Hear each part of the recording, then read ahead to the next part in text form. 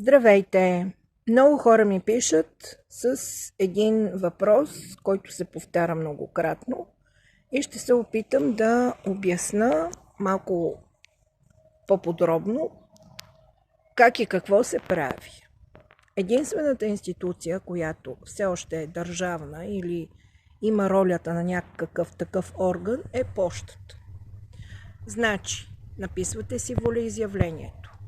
Това може да го направите вие самите. Всичко това, което чувствате вътре във вас, изразявате, че не сте съгласни с тази система. Не е нужно да копирате някакво клише или точно някакви думички. Важното е да е написано горе-долу, да е написано така, че да се разбира какво искате да кажете, че са нелегитимни и фалшиви, че ни измамват и че, нали знаете, така нататък. Написвате си това писънце и го изпращате. Папата, ООН, краля и кралицата на Великобритания, рептилите, нашите душмани, които се представят за държавен орган, Министерски съвет, Народно събрание, президент. Между другото, ООН има в София представителство, може би и в Пловдив, МВР, прокуратура и където си пожелаете. С обратна разписка се пращат тия писма в поща, българска поща. Когато подписвате обратната разписка, си взимате червено химикалче и задължително си написвате името с червено химикалче. Изпращате тези писма до тези инстанции. Това само е уведомително писмо. Така както те правят закони и законодателства и ги обнародват, ние по същия начин го правиме. Уведомявате ги.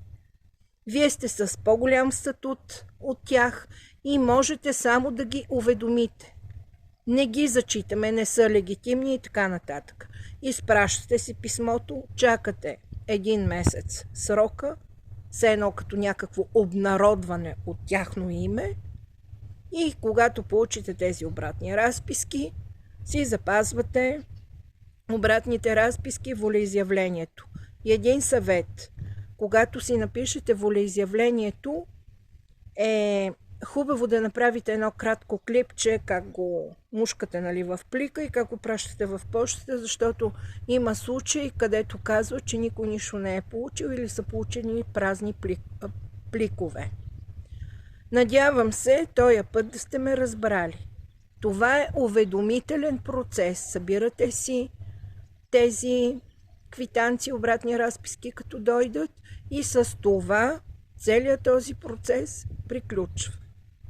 Това е от мен за сега. Извинявам се, не мога на много хора наистина пишат, не мога на всеки го да отделя внимание. Не всичко и виждам най-вероятно, но от цялото си сърце и душа искам да помогна на който иска. Който не иска, не желая и мисли, че са някакви глупости фантасмагори, просто да подмине. Това е от мен. Хубава вечер! Чао!